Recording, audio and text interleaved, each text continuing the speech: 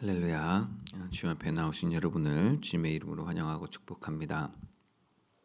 시간 다 같이 사도신경으로 우리의 신앙을 고백하겠습니다.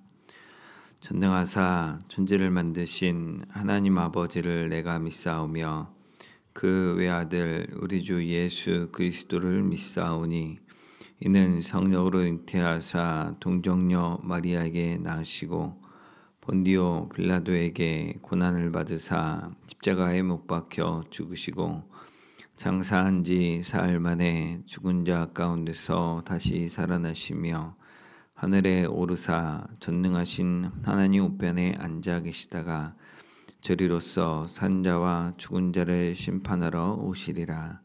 성령을 믿사오며 거룩한 공회와 성도가 서로 교통하는 것과 죄를 사하여 주시는 것과 몸이 다시 사는 것과 영원히 사는 것을 믿사옵나이다. 아멘. 이제 찬송가 95장 하겠습니다. 나의 기쁨 나의 소망 되시며 95장입니다. 죄송합니다. 네. 420장. 네, 찬송가 420장입니다. 죄송합니다.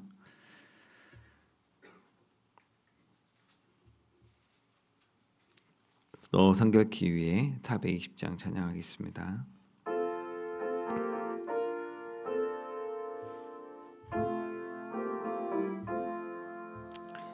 너 성결케 위해 늘 기도하며 너 주 안에 있어 늘 성경 보고 온 형제들 함께 늘 사귀면서 일하기 전마다 너 기도하라.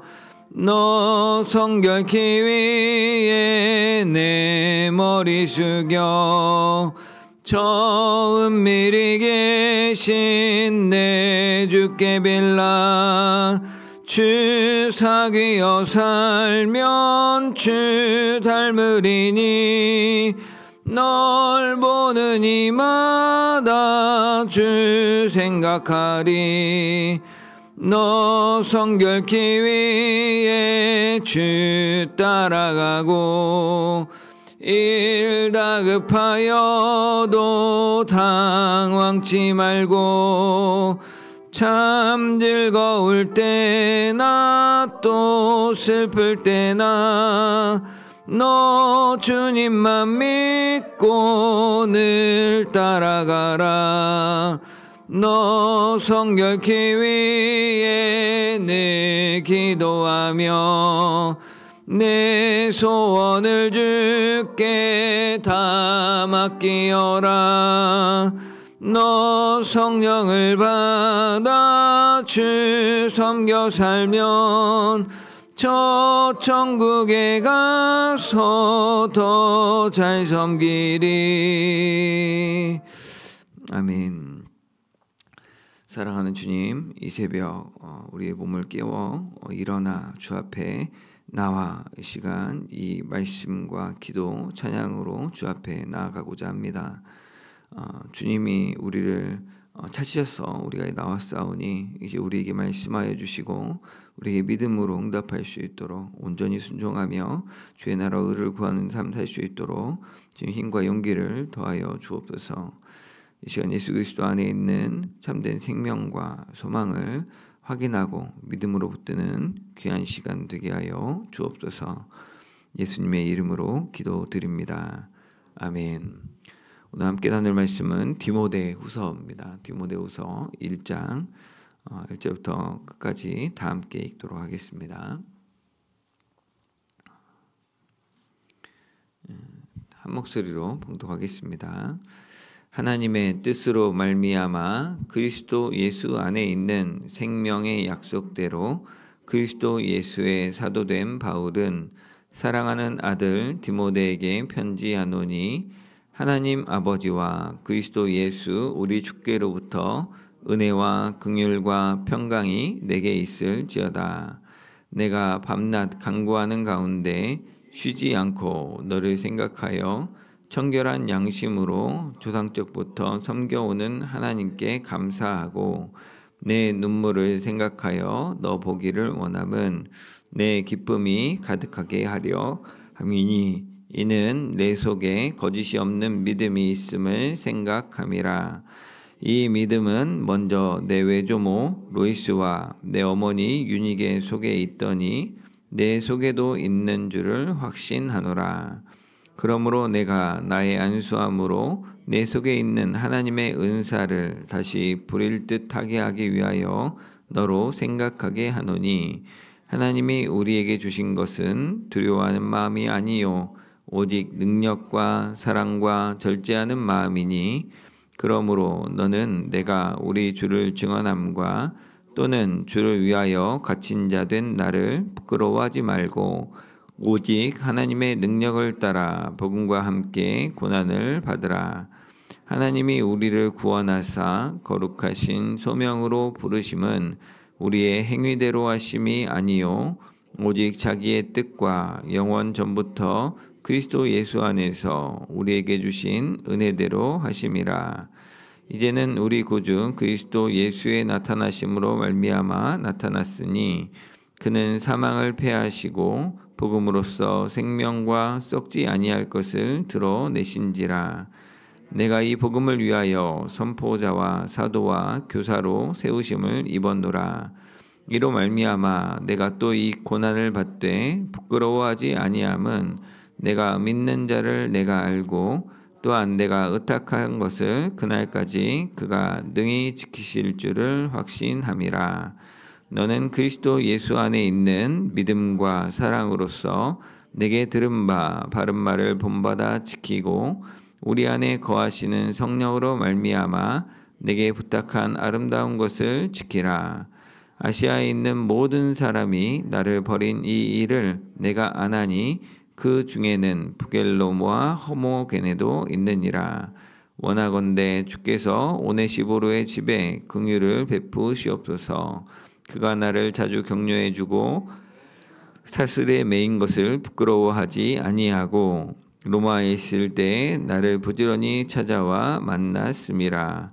원하건대 주께서 그로 하여금 그날에 주의 긍휼을 입게 하여 주옵소서. 또 그가 에베소에서 많이 봉사한 것을 내가 잘 아느니라. 아멘. 오늘부터 함께 나눌 말씀은 디모데 후서입니다. 방금 우리가 이제 디모데 전서 공부하고 또 이제 후서 말씀 보게 됐는데 전서는 먼저 보낸 편지고 후서는 나중에 다시 보내는 편지겠죠. 근데 디모데 후서는 디모데 전서보다 좀 더 분량이 작습니다. 총 4장밖에 안 되고 또 이 디모데 전서가 이제 바울의 그 목회서신이기도 하고 옥중서신 들어가는데 그 중에서 이 디모데 후서는 옥중서신에 해당하고 특히 또 그 중에서도 바울이 이제 죽기 전에 가장 마지막에 쓴 편지라고 이렇게 후보로 올리는 서신서입니다. 그래서 이 말씀을 저 대학 때부터 여러 번 공부했는데 이게 그 유언적 메시지라고 생각을 하고 들으면 이 한마디 한마디가 더 엑기스처럼 우리가 우리 삶을 뒤돌아보면서 우리 삶을 돌아보는 말을 뭐라고 할까? 또 그리고 내가 정말 사랑하는 이들에게 정말 마지막으로 부탁한다면 무슨 부탁을 할까 할 때 나오는 게 이 디모데후서 같은 이렇게 그런 문장이지 않나라는 생각이 듭니다. 그래서 오늘 살펴볼 1장을 보면 서신서니까 맨 처음에 앞에 이제 발신자와 수신자를 다루는 인사말을 나오는 서론 부분이 있고 그 다음에 이제 3절부터 5절까지는 바울이 감사하는 거, 내가 확신하는 거 이 얘기를 하면서 자연스럽게 본인이 생각하고 또 감사하고 했던 하나님과 이 디모데에 대한 이야기를 연결시킵니다. 그리고 이런 바울의 그 감사와 확신을 근거로 6절부터는 6절부터 10절까지 바울이 디모데에게 기대하는 바, 예를 들어서 첫 번째 권면이라고 할 수 있는데 복음과 함께 고난을 받아라라고 이 얘기를 합니다. 그리고 이제 11절 12절에서는 다시 바울이 자기가 나 누구인지 자기 정체성에 대해서 또 본인이 확신하는 것이 무엇인지를 다시 한번 밝힌 뒤에 이걸 근거로 다시 한번 더 13, 14절에서 두 번째 권면을 합니다. 내게 들은 바 바른 말을 본받아 지키고 내게 부탁한 아름다운 것을 힘써서 지키라, 이렇게 보호해라라고 그런 당부를 합니다. 그리고 이제 마지막으로 15절부터 18절까지 이제 바울 주변에 있던 동역자들, 옛날 동역자들이었는데 돌아선 사람들 끝까지 남아서 돕는, 자기의 환경을 돌아보지 않고 헌신적으로 바울을 돌보는 이들에 대한 이야기를 하면서 이제 2장으로 이제 넘어가게 됩니다. 이제 오늘 이 중에서 저는 이제 1절과 2절 그 서러운 그 부분과 이 두 가지 당부, 바울이 디모데에게 지금 1장 내에서 얘기하는 이거 해라라고 명령하는, 권면하는 그 내용을 중심으로 살펴보고자 합니다. 먼저 1절에 보면 바울은 자기를 소개하기를 하나님의 뜻으로 말미암아 그리스도 예수 안에 있는 생명의 약속대로 그리스도 예수의 사도된 바울이라고 자기를 소개합니다. 지금 바울은 감옥에 갇혀서 죽을 날을 기다리고 있는 겁니다. 이렇게 몸이 연약하기도 하고 또 이번에는 풀려나지 못하고 여기서 죽겠구나라는 감을 가지고 있는 상태입니다. 근데 이런 바울이 자기를 이해할 때, 자기 소개를 할 때, 자기에 대해 설명할 때 지금 뭐라고 했냐면 하나님의 뜻대로 그리스도 예수 안에 있는 생명의 약속을 전하는 그 그리스도 예수로부터 보냄받은 사도이다라고 자기를 소개하고 있는 겁니다. 내가 이 사도 바울의 입장에서는 지금 자기가 돈을 벌려고 복음을 전했던 것도 아니고 또 먹고 살려고 사도가 된 것도 아닙니다. 또 어떻게 하다 보니까 우연찮게 시작한 일을 중단하지 못해서 하다 보니까 사도가 된 것도 아닙니다. 어떤 한 교회의 담임 목사가 되거나 어떤 업적을 이루려는 사람이 되겠다라는 목적을 가진 게 아니라는 것이죠. 그저 예수님을 믿으면 예수님 믿어야 구원받는다. 그 생명의 약속이 있다는 걸 알고 그것을 전하는, 알리는 사람으로서 하나님 뜻대로 부르심을 받았다라고 해서 지금 그 일을 하는 사람이다라고 표현한 겁니다. 나를 소개할 때 뭐라고 소개할까? 또 내가 지금 하고 있는 일, 보통 소개하거나 이제 내 이름을 얘기하거나 이렇게 얘기하는데 어떤 말로 나를 수식해서 이해할까를 돌아보면 사도 바울 이런 고백을 저는 한 번도 해본 적이 없더라고요. 하나님의 뜻대로 목사가 되었고 복음을 위해서 일에 헌신된 사람입니다. 옛날에 처음 시작할 때도 아마 그런 비슷한 마음이 있었을 것 같아요. 근데 하다 보니까 내가 하나님 뜻대로 이 일을 하고 있다는 사실을 잊고 있구나. 내가 이 일을 시작하고 또 궁극적으로 바라는 이유가 복음 때문이었는데 그거를 새까맣게 잊어버리고 있었구나라는 생각이 들었습니다. 그래서 사실 우리가 나에 대한 이해를 어떻게 할 것인가, 하나님의 부르심, 하나님의 뜻과 무슨 상관이 있고 또 하나님의 그 뜻이라고 하나님이 나에게 바라시는 그 삶이 그리스도 예수 안에 있는 생명의 약속, 그리스도 예수를 통하여서 구원받는다고 예수님을 통해서만 진정한 생명을 얻게 되겠다는 그 구원의 그 복음이 도대체 지금 내가 살아가는 삶과 무슨 상관이 있을까? 내가 설교를 하고 또 이렇게 인사를 하고 신방을 하고 청년들 건면하고 성경을 가르치고 하는 일이 진짜 그게 정말 복음하고 연관되어 있는 일인가? 아니면 내가 지금 서문교에서 월급 받으니까 서문교에 어떻게 사람들 잘해줘야 되니까 하는 그 일인가? 이 포커스를 명확히 해야겠다라는 생각이 듭니다. 바울은 이런 이해를 가지고 있기 때문에 그 이유로 하는 말들이 아까 유언적 메시지라고도 했지만 명확하게 내가 하나님의 사람으로서 하나님이 지금 시키신 일을 내가 하나님의 부르심에 순종함으로 하고 있다. 일단 복음을 위해서만 하고 있다라는 그 결기가 느껴지기 때문에 나오는 말들이 진정성이나 그 가치, 무게가 더 크게 돋보인다고 할 수 있겠습니다.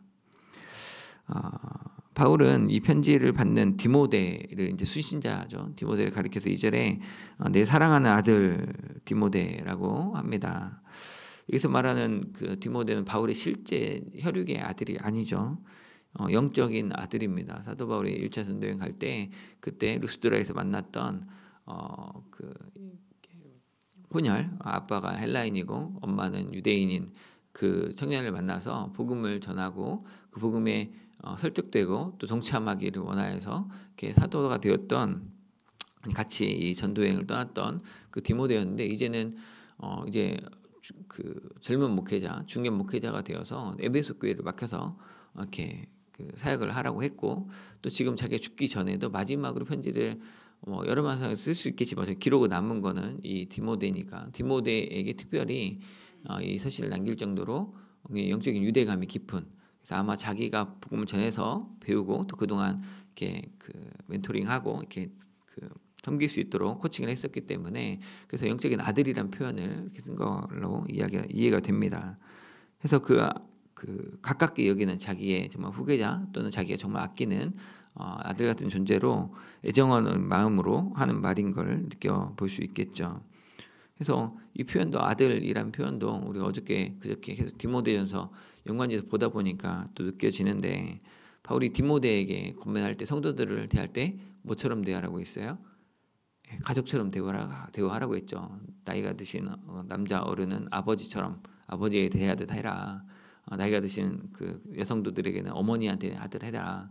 젊은 이들한테는 네 형제라고 생각을 하고 젊은 여자들 성도들은 이렇게 네 친자매처럼 여겨서 온전함과 깨끗함으로 대해라라고 얘기했었죠. 그래서 그렇게 대했던 것이 사도 바울이 그냥 말로만 에베소 교회 특수한 상황이니까 이게 아니고 본인도 사실은 하나님 안에서 진짜 가족된 역할로서의 이 굉장히 친근함을 가지고 그렇게 돌보고 있었다는 것을 또 드러나게 되는 것 같습니다. 이제 그 본격적인 이 편지를 시작하면서 바울이 디모데에게 전하는 첫 번째 인사말이 나오죠. 그것은 축복하는 건 뭐냐면 하나님 아버지와 그리스도 예수 우리 주께로부터 오는 은혜와 긍휼과 평강이 내게 있기를 바란다라고 이야기합니다. 그 하나님으로부터 오는 예수 그리스도로부터 오는 우리 주님으로부터 오는 은혜와 긍휼과 평강이 있기를 원하노라. 하나하나 뭐 그 뜻을 우리가 풀이하지 않더라도 그럴만하다라고 생각이 되죠. 이게 모든 것이 사실 다 함축되어 있겠죠. 근데 여기서 바울이 이렇게 축복할 때, 이렇게 기원하는 말을 할 때, 인사를 할 때 바울이 디모데에게 한 10년 더 된 인사말이죠. 부자 되세요 이런 말 하지 않았습니다. 자기 영적인 아들이라고 유언을 하는데 내가 상관랑 다르게 넌 정말 부자로 살았으면 좋겠다. 넌 건강하게 살아라. 그런 이야기가 아니죠. 그죠? 시험 잘 보고 아파트 이번에 잘 사가지고 떵떵거리고 좀 살아라. 이런 부탁은 그런 기원은 하지 않았습니다. 무슨 말이냐면 하나님으로부터 예수님으로부터 오는 은혜와 긍휼과 평강이 사실은 그것들 다 함축할 수 있죠. 근데 이 세상에 어떤 것을 특별하게 이루느냐 못 이루느냐, 뭘 더 성취하느냐 그렇지 않느냐 그런 걸 가지고 기뻐하거나 슬퍼하거나 할 만한 상태로 전혀 생각하고 있지 않다는 거죠.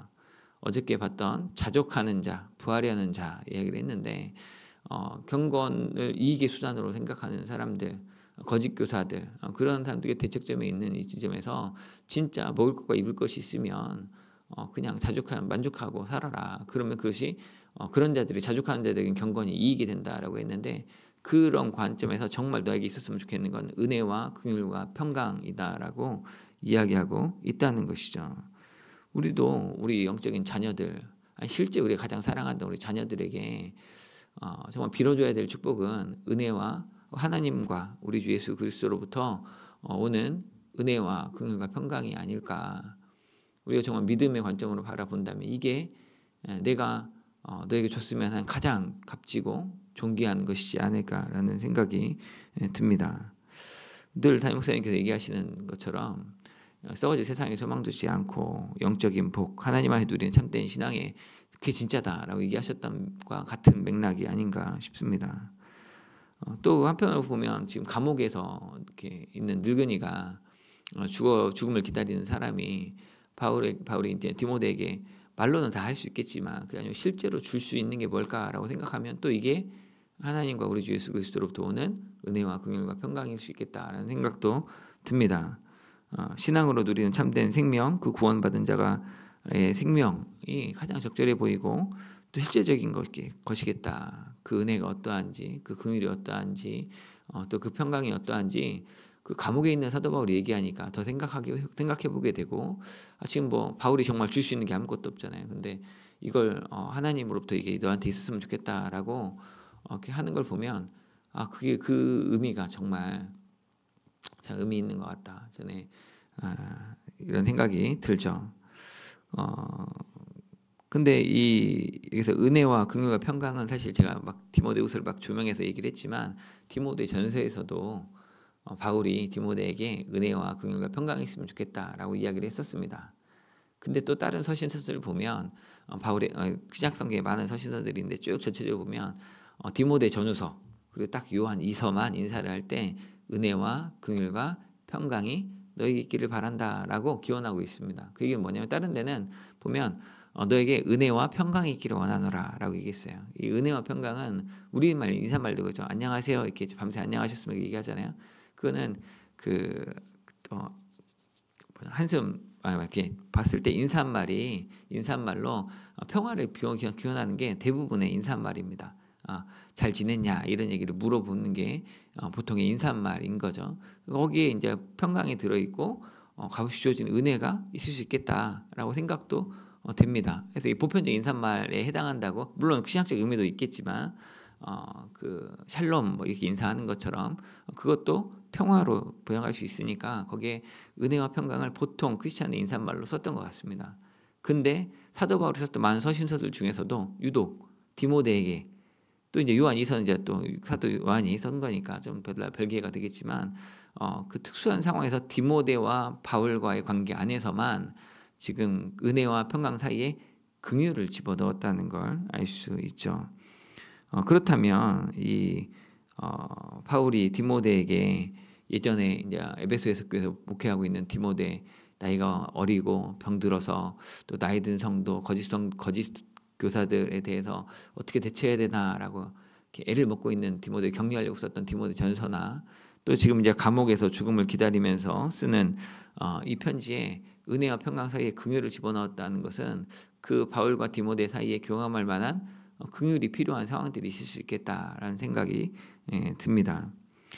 디모데가 가지고 있었던 나이가 어리다고 무시당하는 그런 그 사역적인 어려움, 또 나이 든 성도를 잘못하고 있는데 그걸 꾸짖으면 안 된다고 권면하라고 했는데 이것들에 대한 좌충우돌 하는 모습들, 사람들이 권위를 인정하지 않는 모습들, 뭐 이런 부분 때문에 좀 이렇게 고민이 있었고 어려움이 있었겠다 싶고, 또 사도 바울이 사역하는데 어떤 어려움이 있는데 그 가운데 정말 하나님이 너에게 긍휼을 베풀어 주셨으면 좋겠다, 예수님 너를 불쌍히 여겨주시는 긍휼이 있으면 좋겠다라고 그게 격려하는 바울이 특별히 이해하고 있는 디모데의 특수한 상황을 격려하는 말일 수 있겠다 싶습니다. 특히 그 1장에서 디모데전서 1장에서 바울이 이렇게 얘기한 적이 있습니다. 내가 전에는 비방자요 박해자요 폭행자였으나 도리어 긍휼을 입었다라고 이야기했습니다. 자기가 원래는 나쁜 사람이었다는 거죠. 근데 하나님의 긍휼로 자기가 잘해서 지금 사도가 된 게 아니고 이렇게 변화되어서 이렇게 지금 이렇게 복음 전하는 자가 되었다. 이 복음 때문에 고난 받는 자가 되었다라고 1장에 나옵니다. 그러면서 맨 마지막에 자신은 죄인 중에 괴수다라는 이야기를 합니다. 자기가 지금 현재 뭘 잘해서 이거 한 게 아니고 정말 전적인 하나님의 긍휼하심을 입어서 이렇게 사역할 수 있었다라고 사도 바울이 이야기하는 거죠. 디모데 전서에서.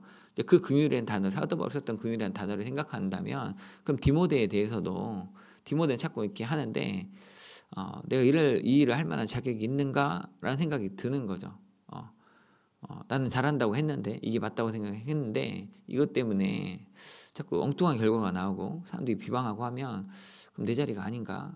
내가 있어서 괜히 방해가 되나? 이런 생각이 든다는 거죠. 근데 여기서 그거에 대해서 하나님의 긍휼하심을 의지해서 내가 이 일을 할 수 있었다라고 사도 바울이 고백을 했고, 지금 디모데에게도 그런 부분을 격려하는 것이 아닌가. 난 이건 진짜 못하겠다. 이 일 나 그만하고 싶다라고 할 때 하나님이 나를 긍휼히 여겨주셨던 거, 그 긍휼을 너도 좀 붙들고 네 능력과 네 힘으로 하라는 거 아니니까 하나님 주시는 힘 가지고 한번 해봤으면 좋겠다라고 격려하는 게 아닐까라고 생각이 됩니다. 그런 관점에서 이제 오늘 1장의 두 가지 권면을 엑기스점 좀 보면 1장에 두 가지 권면을 하는 게 명령형 권유로 볼 수 있는데, 먼저 8절을 한번 읽어보겠습니다. 8절. 그러므로 너는 내가 우리 주를 증언함과 또는 주를 위하여 같은 자 된 나를 부끄러워하지 말고 오직 하나님의 능력을 따라 복음과 함께 고난을 받으라.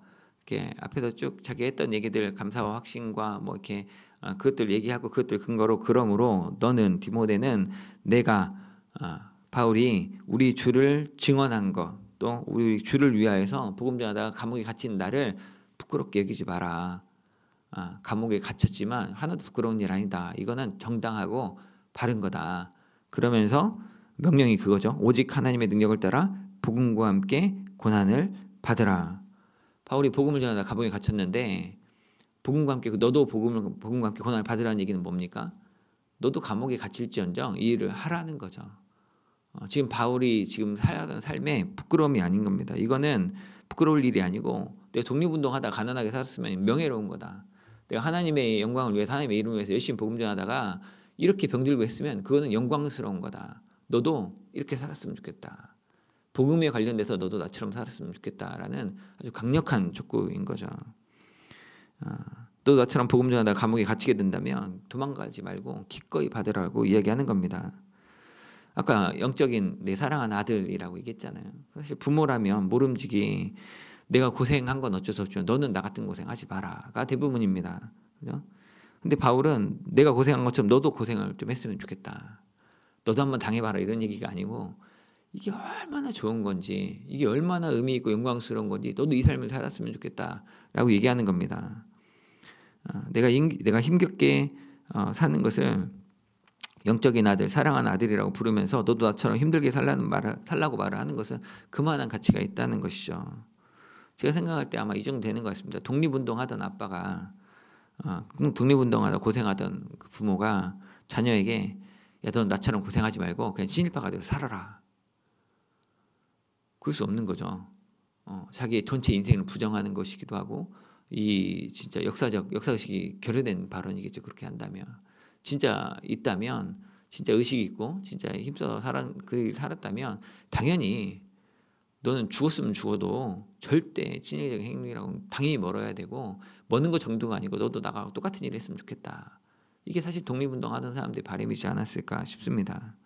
그런 태도로 복음을 위해 고난받은 바울이 디모데도 복음을 부끄러워하지 말고 복음을 전하라고 고생하는 바울을 외면하지 말고 너도 복음과 함께 고난을 받으라고 이야기하는 겁니다. 근데 이제 제 부모님 훌륭하십니다. 먼저 얘기를 하면. 근데 제 부모님이 저한테는 그렇게 얘기 안 했어요. 뭐냐면 제 부모님 맨날 교회 가서 살았거든요. 뭐 수요 예배, 금요사경에 구역 예배 막 열심히 드리던 시절이니까 그렇게도 하셨지만 자꾸 빨간 날 어디 뭐 가본 적이 없어요. 빨간 날 하여튼 교회 가는 날이었어요. 교회 소풍을 가든지 교회 뭐 청소를 하든지 뭐 이런 날로 평생 그렇게 살았습니다. 저는 이제 그렇게 보고 살아서 그렇게 사는 건 줄 알았어요. 제가 이제 대학에 가서 선교단체 가서 열심히 하고 하니까 몇 번 들었어요. 야, 네가 전도사냐? 그럴 것 같으면 신학교를 가라. 저는 신학을 하고 싶은 마음이 그 당시엔 전혀 없었거든요. 그냥 하나님을 위해서 평생 사시는 걸 봤어요. 헌금하시는 걸 봤고.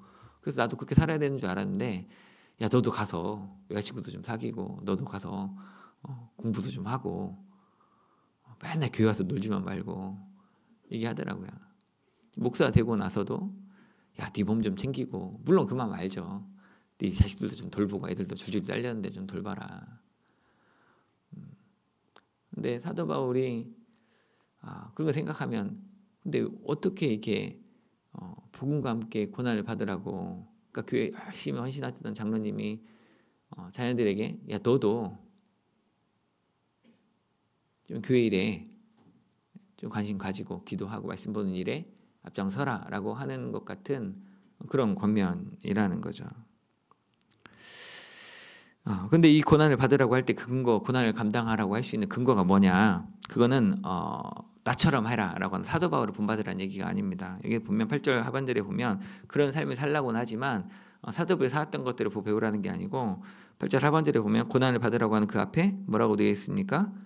오직 하나님의 능력을 따라 같이 해볼까요? 오직 하나님의 능력을 따라 오직 하나님의 능력을 따라 복음과 함께 고난을 받으라. 사람이 할 수 있는 게 아니라는 거죠. 하나님의 능력으로만 가능하다. 이게 힘들어도 열심히 사랑이 있으면 합니다. 사랑하면 포기하지 않고 끝까지 합니다. 근데 그 사랑을 했는데 거기서 또 한 번 배신 당하면 멘탈이 나가죠. 멈춰져. 더 이상 할 수가 없습니다. 나는 이 가정을 위해서 열심히 했는데 배우자가 바람을 핀다. 그러면 가정이 산산조각 나버리죠. 그 더 이상 열심히 할 수 있는 의미를 잃어버립니다. 내가 교회를 위해서 열심히 교사를 하고 뭐 친교실 봉사를 하고 전도를 하고 막 장로 집사 권사를 열심히 했는데 엉뚱한 소리를 듣는다. 그러면 정리미가 뚝 떨어지죠. 내가 진짜 저 사람들 인정받으려고 한 건 아닌데 그냥 아무것도 안 하고 싶죠. 나 올해까지만 하고 내일부터 절대 안 한다. 이런 각오가 서는 겁니다. 근데 그래서 하나님의 능력을 따라 하라고 하는 거죠. 실컷 복음 전했는데 감옥에 갇혔는데 동역자들 다 떠나가서 자꾸 안 좋은 얘기나 하고 막 하면 흙에 천불이 나죠. 그 일 어떻게 계속합니까? 그 일 계속하려면 하나님의 능력을 덧입어야만 가능하다는 거죠. 오직 하나님의 능력을 따라서만 복음과 함께 고난을 받을 수 있습니다. 맨정신으로 다 도망갑니다. 이 새벽에 아침에 일찍 일어나서 누가 보통은 이제 아침에 일찍 일어나는 사람 우리 말고도 있습니다. 주식하는 사람들 새벽에 뭐 증시 봐야 되니까 이 시간까지 잠을 안 잡니다. 또 책 펴고 공부하는 사람들 그때 좀 이렇게 뭐 3, 4시에 일어나가지고 막 씻고 정신 차려서 의지적으로 졸면서 또 막 눈 비비면서 공부를 하죠. 아니면 좀 열심히 하는 사람 운동을 가기도 합니다. 돈 벌러 출근하기도 하고요.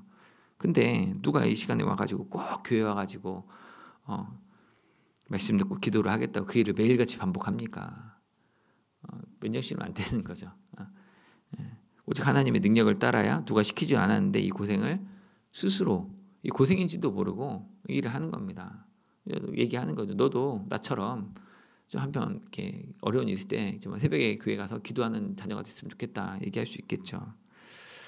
또 두 번째 바울이 하는 디모데에 하는 두 번째 권면은 13, 14절입니다. 같이 한번 읽어보겠습니다. 13절 시작.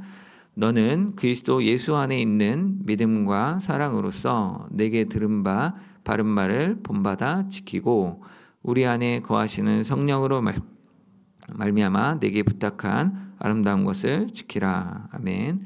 이 권면도 그 앞에 이제 사도 바울과 연관되어 있죠. 그리스도 예수 안에 있는 믿음과 사랑으로서 내게 들은 바 사도 바울로부터 들었던 바른 말, 그 복음 진리를 본받아 지켜라. 이게 복음이다. 이게 복음의 스탠다드다. 이거를 명확하게 해라라고 하고 있고 또 그 다음에 너에게 부탁한 아름다운 것, 네 복음이죠. 거짓 교사들이 일어나고 방해하고 있는데 그것들로부터 그 사람들로부터 이 복음을 지켜라. 복음을 왜곡하려는 시도들을 막아라라고 이야기를 하는 겁니다. 근데 이 얘기가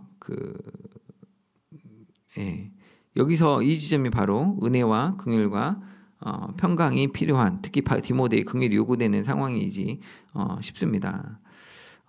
그리스도 예수 안에 있는 믿음과 사랑으로서 들었던 바른 말, 복음을 가지고 있어야 되고 그 가지고 있던 복음 때문에 살으라는 얘기입니다. 사도 바울이 자기를 소개할 때 하나님과 우리 주 예수 그리스도로부터 하나님의 뜻으로 그리스도 예수 안에 있는 생명의 약속대로 약속을 위하여서 사도된 바울이라고 소개를 했는데 그 그리스도 예수 안에 있는 생명의 약속이 복음이잖아요. 그 아름다운 것, 바른 말, 그것을 그것 때문에 살아가는 삶을 살라고 이야기하는 겁니다. 복음을 위해서 함께 고난을 받으라고 했는데 그 복음을 지키고 복음을 전하는 일을 하라고 얘기를 하고 있는 것이죠. 그 일에 아까도 얘기했지만 은혜와 평강뿐만 아니라 긍휼하심이 필요하다는 겁니다. 나는 그럴 만한 자격이 없지만 나는 그럴 능력이 없지만 하나님의 능력으로 하나님이 주시는 은혜를 따라서 하나님의 불쌍히 주시는 걸 따라서 이 일을 해라라고 이야기하는 것이죠. 말씀을 맺겠습니다. 우리 방금 나눈 것처럼 서론에서 한 것처럼 우리는 우리의 정체성을 무엇이라고 생각합니까? 나는 누구라고 어떤 존재라고 여기고 계십니까? 하나님의 뜻대로 여러분의 오늘 하루를 지금까지 삶을 살고 계십니까? 오늘 나의 삶에 내가 순종해야 될 것, 내가 부름받은 정체성에 충성해야 되는 그 삶은 어떤 삶입니까? 하나님이 나를 세우신 자리가 복음과 어떤 관계가 있습니까? 목사만 어떤 선교사만 복음과 관련되어 있는 게 아니죠. 여러분의 일상이 전부 다 복음과 연관되어 있습니다. 예수 그리스도의 복음이 우리 삶에 내가 하고 있는 그 직장의 그 일에 내 가정에서 하고 있는 그 일에도 똑같이 복음이고 그 복음으로 사랑하고 섬기고 관용하고 그들에게 복음을 생명을 알리는 삶을 살라고 그 직업들로 우리 그 자리로 그 부모된 자리 자녀된 자리로 부르신 것이죠. 그래서 결국은 내가 여겨지는 나는 누구인가라는 문제와 이 복음이란 무엇인가의 문제가 그 두 가지 변수가 이제 각자의 응답을 가지고 있으면 그것들이 크로스되면서 그것들이 같이 이제 인테그랄 딱 적분 쫙 되면서 실제 내가 어떻게 살아야 되는지 삶이 완성이 되는 것이죠. 내 삶의 방향을 정하게 하고 내가 하는 수고가 가치 있는 일이냐 그렇지 않은 허비하는 일이냐 게으른 일이냐를 결정짓는 겁니다. 우리가 복음을 위해서 고난을 받으라고 한다고 너무 또 위축되지 않았으면 좋겠습니다. 이렇게 자꾸 독립운동처럼 힘들게 살으라고 이렇게 하느냐 그렇지 않습니다. 제 얘기는 뭐냐면 사도 바울이 했던 얘기도 뭐냐면 우리가 이 세상에 사는 동안에 다 수고합니다. 다 고난을 받습니다. 제가 해보니까 공부를 하는 것도 고난이죠. 그래서 애들이 공부를 안 하려고 합니다. 힘드니까. 하여튼간 좀 돌아보려고 하는 거죠. 그리고 또 돈을 벌러 가면 그것처럼 수고로운 게 있어요. 진짜 돈 버니까 월급날 되니까 참지라는 생각을 하고 하루하루 일을 합니다. 다 힘이 듭니다. 연애하는 것도 힘이 들고요. 결혼도 힘이 들고요. 부모가 돼 보니까 세상에 이런 고난이 축복이기도 하지만 고난이 따로 없습니다. 갑자기 내가 예상치도 못한 애들이 나와가지고 너무 예쁘기도 하지만 예상치 못한 일들로 나를 안 닮았는데 막 이런 생각이 들면서 누구 닮았을까 막 이러면서 하는 일을 당해야 되잖아요. 이 고난입니다. 그 일을 긍정적으로 이걸 회피하려고 하면 답이 없고요. 이것을 진짜 부모님과 함께 고난을 받아야겠다. 우리 이 자식 포기하지 말고 정말 사람 만들어야겠다. 정말 하나님 도와주십시오. 이러면서 가야 됩니다. 그 수고를 다 하고 살고 있다는 거예요. 그 고생, 그 고난, 힘겨운 수고를 내가 왜 하냐 그 이유를 알고 하자는 거죠. 그래서 갑자기 없던 사명으로 갑자기 하늘을 내팽개치고 전도하라는 얘기가 아니고 사실 여러분 이미 살고 있는 그 삶을 복음으로 살라는 겁니다. 복음으로 함께 고난받는 복음 때문에 살았던 삶 정말 기도하면서 하고 내 억지로 얘를 교회 갖다 앉히는 게 아니라 정말 얘가 복음에 응답하는 삶을 살 수 있도록 그 복음의 가치를 사랑을 해주고 용납해주고 기다려주고 친절을 베풀고 그런 삶으로 복음 베푸는 삶을 살라는 겁니다. 그것이 복음과 함께 고난을 받으라는 아름다운 것을 힘써 지키라는 그 말인 거죠. 이 복음을 위해 수고하는 우리의 수고, 우리의 일상을 감당할 수 있는 능력도 아까 말한 것처럼 오직 하나님의 능력이 아니고서는 불가능합니다. 그렇지 않으면 하나님과는 무관한 그냥 나만의 일입니다. 내가 돈 버는 거고 내가 즐거우려고 하는 거고 내 자식 잘 되게 하려는 거고 내가 좀 이렇게 떳떳하게 살려고 하는 거고 이런 것들밖에 안 됩니다. 근데 우리의 모든 삶은 복음 안에 있습니다. 복음으로 하나님이 창조하실 때부터 우리 이 땅에 보내셨을 때부터 또 우리가 죄로 신음할 때 예수 그리스도를 보내주심으로 또 우리가 살아가는 이 삶에 지금 숨쉬고 있는 거 아내와 만나고 결혼하고 자식 낳고 사는 모든 거 우리 먹고 사는 모든 것 하나님이 우리에게 주시는 것들 모든 것이 복음과 다 연관되어 있습니다. 그 복음을 복음답게 살라는 겁니다. 하나님을 알고 예수 그리스도를 통한 약속대로 살라는 겁니다. 그 일을 아까 이제 14절, 13절에 나왔었는데 우리 안에 거하신 성령으로 말미암아라는 표현이 있죠. 내가 하는 게 아니고 아까 오직 하나님의 능력과 마찬가지죠. 성령으로 말미암아 일들을 지키라고 지켰던 것처럼 너도 지키라고 이야기하는 겁니다. 우리가 그렇게 살아갈 때 하나님의 은혜와 평강 그리고 바울이 디모데에게 특별하게 권면했던 긍휼이 저와 여러분에게 있기를 주님의 이름으로 축복합니다. 사랑하는 주님, 오늘 바울이 디모데에게 전한 말씀을 통하여서 복음의 소중함 또 그 복음을 위해 고난받는 삶의 가치를 깨닫게 하신 것 감사드립니다. 우리도 바울처럼 하나님의 뜻 안에서 부르심을 받은 자로 살게 하여 주옵소서. 디모데에게 권하는 것처럼 복음을 부끄러워하지 않고 오직 하나님의 능력을 따라 고난도 기꺼이 감당하는 마음의 가짐으로 주 앞에 온전히 순종하고 충성하게 하여 주시옵소서. 오직 하나님의 능력을 따라 우리 안에 계신 성령님으로 말미암아 주께 들은 바 바른 말씀을 복음을 지키고 붙들고 또 맡겨주신 복음을 끝까지 간직하며 또 그것들 전하며 살아갈 수 있도록 도와주옵소서. 하나님 아버지와 그리스도 예수 우리 주로부터 은혜와 긍휼과 평강이 있게 하여 주옵소서. 예수님의 이름으로 기도드립니다. 아멘. 이 시간 주신 말씀 생각하면서 기도하겠습니다. 하나님의 뜻대로 복음을 위해서 복음으로 사는 삶을 사는 자가 되게 해달라고 또 복음을 부끄러워하지 않고 오직 하나님의 능력으로 복음과 함께 고난받는 삶 감당하게 해달라고 그리스도 예수 안에 있는 믿음과 사랑으로 복음을 붙들고 우리 안에 거하시는 성령으로 말미암아 복음 증거하는 복음의 사람, 축복의 통로되는 삶 살게 해달라고 같이 기도하겠습니다. 주여 아버지, 은혜를 베풀어 주옵소서. 불쌍히 여겨 주옵소서. 하나님의 뜻대로 나를 세우셔서 이 복음 전하는 자, 복음과 상관 있는 자로, 복음에 속한 자로 불러주신 것 감사합니다. 하나님의 뜻대로 복음을 위해서, 복음을 위해 사는 자로 살 수 있도록 주님 도와주시고, 그 삶을 살라고 또한 그 자녀들에게, 또 내가 사랑하는 형제자매들에게 권하는 삶을 살게 하여 주시옵소서. 이 일이 나의 어떤 우연이나 나의 인간적인 계획들로 우연으로 이루어진 일이 아니고 하나님 뜻 가운데 계정된 일이고, 하나님 나에게 부탁한 일을 감당하는 것임을 분명히 알게 하여 주옵소서. 나를 세우신 직분과 나를 심으신 이 교회가 주님이 주신 귀한 사역지인 것을 분명히 알고 믿게 하여 주시고, 그 일을 믿음으로 충성되이 감당할 수 있도록 주님 도와주시옵소서. 또한 하나님의 뜻으로 말씀하시는 대로 이제 순종하여서 내 보기에 좋은 대로, 내 보기에 유익이 되는 방식이 아니라 정말 하나님이 부르신 그 일에 하면서 점점 더 어려운 자리라도 그 길을 향해 나아가는 자 될 수 있도록 주님 도와주옵소서. 주님 복음을 부끄러워하지 않게 하여 주옵소서. 오직 하나님의 능력으로 복음과 함께 고난받는 삶을 살 수 있도록 내가 가진 복음이 무엇인지를 분명히 알고, 그 복음 때문에 우리가 증거하는 복음이 진정 복음인 것을 분명히 드러내는 삶을 할 수 있도록 주님 도와주십시오. 우리가 주의 나라 의를 구하는데 먼저 하게 하여 주시고, 일들이 예배와 또 봉사와 헌금과 우리 경건의 삶으로 나타날 수 있도록 주님 도와주십시오. 우리가 시간이 남아서 또 어떤 건강이 여건이 되어서 하는 자가 아니라, 우리 부르신 그 일, 우리에게 부탁하신 그 일을 주 안에서 주님과 함께 정말 그 고난이라도 이 일들의 의미를 찾고 그 삶의 목표를 명확히 함으로 이를 감당하는 저희 될 수 있도록 주님 도와주시옵소서. 그리스도 예수 안에 있는 믿음과 사랑으로 복음을 붙들라고 하셨는데, 복음을 지키라고 하셨는데, 아버지 정말 그리스도 예수 안에 있는 그 구원이 어떠한지, 그 안에 있는 능력이 어떠한지, 그 안에 있는 인내가 어떠한지 분명히 보게 하여 주시고, 그것들을 내 안에 알게 하여 주시고, 그것들이 심겨지게 하셔서 그 예수 그리스도를 닮아가는 예수 그리스도의 제자로 살 수 있도록 주님 도와 주시옵소서. 이 일들을 나의 힘으로 할 수 없고 오직 하나님의 능력을 따라서 우리 안에 거하신 성령으로 말미암아서 감당할 수 있을 줄 압니다.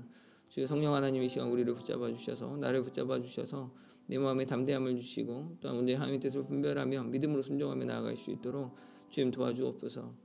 인간적인 눈으로 보기에 이것이 필요할 것 같고, 이것들은 하면 안 될 것 같고, 또 이렇게 할 때가 더 잘 될 것 같다고 생각이 들지만, 오직 이것들 인간의 눈으로 할 수 없지만, 다윗이 골리앗을 향해서 나갈 때 만군의 여호와의 이름을 나가서 승리한 것처럼 하나님의 뜻을 따라서 하나님을 사랑하고 하나님을 신뢰하는, 하나님을 믿는 그 믿음으로 담대히 나아갈 수 있도록 주님 도와주시고, 성령 하나님 우리 붙들어 주셔서 그 가운데 온전히 용기 있게, 지혜롭게, 또 은혜 있게, 공평하게 행하는 자 될 수 있도록 주님 도와 주시옵소서. 주여 오직 우리가 복음과 연관된 삶을 분명히 복음으로 살아갈 수 있도록 주님 도와 주옵소서. 이 시간 한 번 더 기도하겠습니다. 볼 때 기도 제목 위에 나와 있는 거 보시고, 예배를 위해서, 또 우리 직분자들을 위해서, 우리 새 가족과 우리 환우를 위해서 기도 제목 보시고 기도해 주시고, 그 외에 각자 개인 기도 제목 가지고 기도하시고 돌아가시기 바랍니다. 사랑하는 주님 아버지, 이 시간 우리 예배를 위해 기도합니다. 서문에 드려지는 모든 예배 가운데 주여 말씀과 찬양과 기도로 하나님의 임재를 누리게 하여 주옵소서. 주님, 예배가 그냥 인간들이 모임이 아니라, 인간들이 어떤 말을 사설을 듣는 말이 아니라 오늘 세상을 이기는 믿음을 얻는 귀한 은혜의 시간 되게 하여 주옵소서. 하나님을 섬기고 주의 나라 의를 구하는 진정 우리의 참 사랑을 고백하고 우리의 믿음을 고백하는 그 하나님 임재를 경험하는, 하나님을 만나는 자리가 되게 하여 주시옵소서. 특별히 오늘 수요예배 가운데 주님 은혜를 베풀어 주셔서 이 일주일 한 동안 살아가는 동안에 이 가운데 있는 예배를 통하여서 우리 마음을 돌아보게 하여 주시고, 우리 삶의 우선순위를 재확인하고 우리의 영적인 질서를 오늘 주 앞에 바르게 하는 귀한 시간 될 수 있도록 주님 도와주시옵소서. 말씀 전하신 이창희 목사님, 또 기도를 감당하는 권사님, 아버지와 또한 여러 가지 순서를 맡아서 봉사하는 예배 위원들과 또 그 참여하는 우리 아이들까지, 또 어르신들까지 모두 다 지켜주셔서 귀한 이 예배의 자리가 은혜의 자리요, 이 예배의 자리가 정말 참 생명의 자리로, 정말 기쁨의 자리로 만나질 수 있도록 주님 은혜를 베풀어 주시옵소서. 주여 이 시간 또 하나님이 세워주신 직분들 직분 맡은 자들 위해 기도하고 축복하며 기도합니다. 사랑하는 장로님들, 집사님, 권사님들, 또한 그 서리 집사님들, 또한 교사로 세움받은 또 찬양대로 세움받은 이들 주님 기억하여 주시고 각자의 자리에서 부르신 일에 부름받은 일에 충성할 수 있도록 주님 도와주시옵소서. 주님 주신 사명 온전히 그 헌신하고 나아갈 때 그들을 감당할 만한 능력을 주시고 또 기쁨과 은혜를 주시고 의미를 찾을 수 있도록 그런데 또 그냥 믿음의 동역자들을 붙여주셔서 이 직분들을 능히 감당하고 함께 모여 합력하여 선을 이루고 정말 하나님의 의를 이루고 추구하는 저희 될 수 있도록 주님 도와주시옵소서. 하나님 아버지 이 목사로 부름받은 일에 충성할 수 있도록 지금 지혜를 더하여 주시옵소서. 말씀을 붙들고 씨름할 수 있는 시간과 여유와 여건과 열정을 허락하여 주시고 말씀을 온전히 바르게 정말 바르게 정리하여서 또 바르게 이해하고 올바르게 정말 주님 뜻에 합당하게 증거하는 자 될 수 있도록 지금 도와주옵소서. 건강을 지켜주시고 또 그 안전을 지켜주셔서 일들 가운데 세상 일에 눈길 빼앗기지 않도록 주님 지켜주시고 우리의 생각과 마음을 지켜주셔서 오직 하나님만 높이는 자 될 수 있도록 주님 도와주시옵소서. 하나님 아버지 정말 또한 우리 새 가족들 주 앞에 불러주신 거 감사합니다. 우리 이준혁, 안금신, 박정규, 강미경, 박한결, 박한영, 전바울, 이노건, 최경순, 김경숙 성도 우리에게 보내주신 것 참으로 감사합니다. 이 서문교회에 그냥 믿음의 동역자가 될 수 있도록 지금 세워 주옵소서. 이 서문교회 연약함을 채우고자 보내주신 귀한 영혼이라면 같이 능히 앞서서 동역하게 하여 주시고 또 이 가운데 우리 교회가 또 섬기고 이들을 도울 일이 있다면 그것들을 믿음 안에서 온전히 서로 사랑함으로 영적인 가족으로 서로를 바라보며 선대하며 일들 행할 수 있도록 주님 도와주시옵소서. 아버지 정말 우리 서문교회가 진정 신앙이 견고히 서고 든든히 뿌리박는 귀한 자리가 되게 하여 주시옵소서. 이 연약한 우리 부족한 분들이 많이 있지만 우리의 사랑 없음과 우리의 능력 없음과 우리의 가난함이 정의가 되지 않도록 오직 하나님의 능력을 따라서 일들을 감당할 수 있도록 또한 세가족부 안에서 공부하고 또 각 구역과 또한 각 전도회 또한 이 주일학교 부서에 속해질 때 그것들이 잘 링크되고 그것들은 잘 정착할 수 있도록 주님 도와주시옵소서. 우리가 함께 예배하고 함께 말씀 듣고 함께 전도하고 함께 기도하는 그 믿음의 동역자가 될 수 있도록 믿음의 가족이 될 수 있도록 주여 세워 주시옵소서. 하나님 아버지 정말 또한 기도합니다. 우리 가운데 있는 환우들 있어서 주 앞에 아뢰고 기도하기 원합니다. 주님 아버지 이 환우들 고쳐 주옵소서. 믿음으로 이 어려움의 시기를 잘 감당할 수 있도록 지금 도와주옵소서. 암으로 고통하는 환우들이 있습니다. 김정현 집사님, 김미숙 권사님, 아버지여 주님 기억하여 주시고 또 김희철 집사님, 박근혜 장로님 그동안 낫게 하신 것 안전하게 하신 것 감사합니다. 우리 성삼류 집사님, 최춘재 집사님 주님 은혜를 베풀어 주시옵소서. 우리 백운수 집사님, 방재 집사님 치료의 과정 가운데 함께하여 주시고 언제만 나음을 얻을 수 있도록 그래서 우리 사랑하는 환우들 중에 더 이상 암으로 어려움 격리 없도록 주여 온전히 열심히 주께서 기둥이 되어주시고 심지가 되어주시고 능력이 되어 주시옵소서.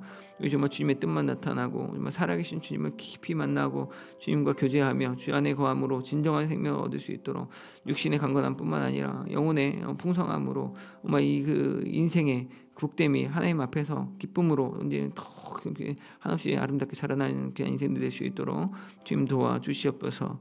하나님 그밖에 여러 가지 고통으로 여러 가지 질병으로 고통하는 환우들이 있습니다. 하나님 아버지 안영태 집사님, 양대웅 집사님, 양진 성도님 주님 은혜를 베풀어 주옵소서. 어미사 성도님, 이기순 집사님, 이봉수 권사님 주여 기억하여 주옵소서. 이주혁 집사님과 장정희 집사님, 조은식 집사님 주여 은혜를 베풀어 주시고 붙들어 주옵소서. 추창선 장로님, 이현태 집사님, 임봉래 집사님, 박은함 권사님 주님 붙잡아 주셔서 이 아플 때 주께 기도할 때 신음할 때 주님 들어주시고 응답하여 주옵소서. 우리는 연약하지만 우리가 믿고 기도하는 여호와 하나님 또 우리 주 예수 그리스도의 이름이 능력이기에 그 이름을 믿는 믿음으로 주 앞에 기도하오니 나사 예수 그리스도의 이름으로 온전히 깨끗이 나음을 얻게 하여 주시고 온전히 강건함을 얻게 하여 주옵소서. 치료하는 광선을 발하여 주시고 온전히 주님 안에서 더욱더 강건하게 되었다. 주께서 나를 낫게 하셨다. 간증할 수 있는 주께서 은혜 주심을 기뻐하며 함께 더욱더 주의 일에 힘써 봉사하고 복음 전하는 자로 살 수 있도록 주님 세워 주시옵소서. 주님 함께하여 주시옵소서. 주님 아버지 붙잡아 주시옵소서. 은혜를 베풀어 주시옵소서.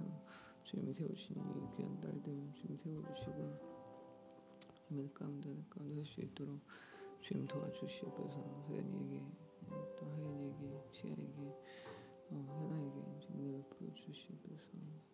은혜와 잔디 또한 소리 세이 초롱이 소리 은영이 지혜